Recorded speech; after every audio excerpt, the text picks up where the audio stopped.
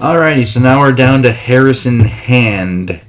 He is a corner safety hybrid. He is measured at 5'11", 197, 31-inch arms, 9-inch hands, 4'5", 40, 14 in the bench, a 41-inch vert with a 133-inch broad jump, 7'15" in the 3-cone, and a 4'27" in the 20-yard shuttle. So he's quite the athlete. Despite that 40 not being super high-end speed, he's still plenty fast enough, and obviously with the 41-inch vert and 31-inch arms, and he has some range on him. His man coverage skills, he needs to be a little bit more persistent in the press of the body of the receivers when transitioning into turn and run coverage inside that contact window. Length is a strong influence from in phase, and his footwork is, a very admirable thing to have despite the low start volume to stay square and not really hinge or open himself up prematurely. In zone coverage, he's kind of a ball hawk in those shallow zones. Has great awareness just to buzz around or undercut throws layered behind him when he's assigned with flat coverage. Needs to find a bit more spring for deep leverages to ensure he's able to just drive into the action at the line of scrimmage when tasked with playing cover 3. With his feet, transitional quickness is likely never to be a strong point of his. He's got some fairly long strides and doesn't illustrate high-end foot speed to generate twitchy redirection. His feet are fairly clean and definitely kind of deliberate to pedal and be patient when square. Transitional steps are an area that he can, clean up just to stay attached and not really just drift off the man. He had a giant boost in ball production in 2019, which was his only year at Temple.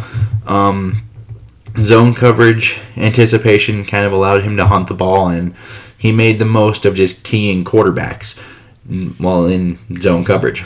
And he has a fair amount of length, and he's combative at high point and extend himself to contest throws that are lofted into his area.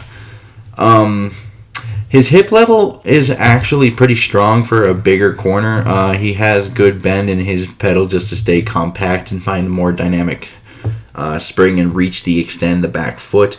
May help him just find a little bit more juice in those steps. Not a great lateral situation guy with those long strides, but he has that length just to mask, and his body contortion at the catch is a plus. I think when it comes to just general acceleration, he has better speed on the fly than he does in those short spaces. Just doesn't necessarily have that foot speed to really get himself going. Off coverage or bail technique may help him in the deep third coverage. And if he's playing press man and given safety help, he can be really effective. Teams that implement a lot of high pressure and cover 0 may not, that was not really a fit for him. And thankfully, Minnesota does not necessarily use a lot of cover zeros, but so we're good there. His defensive spacing, a lot of that football awareness really pops off here. He's pretty savvy just to feel high and low scenarios, anticipate targets in those zone coverages, as well as just kind of, you have some games where he did well. Maryland and Memphis, he did really well in those, just kind of plucking interceptions out of the air due to that, with good spacing and reaction to key on the throws. Not super rangy in flat-footed reads, but that awareness helps. Needs to stay on the body in transition, turn, and run. So when it comes to toughness, this is a theme with some of the players that Minnesota has taken. He's nasty on this. You love the attitude just because he has some nasty hits on that resume, and he will step down and just lay a big hit in support. Although I think he does need to wrap up more often than not, because he's kind of looking for that hit a lot. A very physical player who is able to reroute the ability and kind of get receivers off schedule if he successfully lands a punch in press. In run support, very quick to trigger, and it's just not the run, but also on screen passes up to fly up and just to attack the point.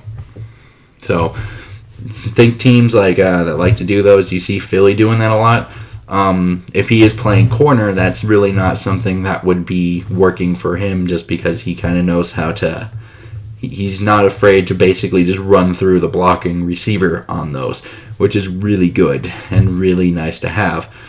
And he has a lot of hand power and assertiveness just to collapse receivers and harden edges for run support to ensure backs just don't, get a clean corner turn. Tackling can be a bit hit or miss, as like I said before, he kind of looks up for those highlight plays just to blow up guys. You need to be a little bit more disciplined in tackling. And that brings us to just, tackling in general. Like I said, I think you just need to get him a little bit more discipline and against those more unsuspecting ball carriers, and I think we're fine here. He has the right demeanor and attitude, which some may, be a safety, and he's an effective cut tackler down low as well. I think he needs to be more sure just to wrap up at the body and at the catch point as he attacks the football in the air. So I did say some may try to project him as a safety. I am one of the some. I think he likely would be making the switch to safety in Minnesota, where his you don't really you can kind of take advantage of those zone cover skills where he can be more of a ball hawk. Just because right now I think that corner room is getting a little crowded after this draft, and I'm not even entirely sure they're done because it's super young, but it's also super inexperienced, and you could see Minnesota look to add that. But I think with Minnesota only having, prior to the draft, only Smith and Harris on the roster as safeties, it's very likely he goes up into a safety where he is already kind of a nice player there, where you have a guy who can have zone coverage. He doesn't have the best lateral agility anyway, and now you can kind of just put him up there and let him do what he does best, tackle well and try to just break up in zone coverage. I'd like to know what you guys think down in the comments below. Liking and subscribing, always a helpful thing. And until next time, I bid y'all adieu.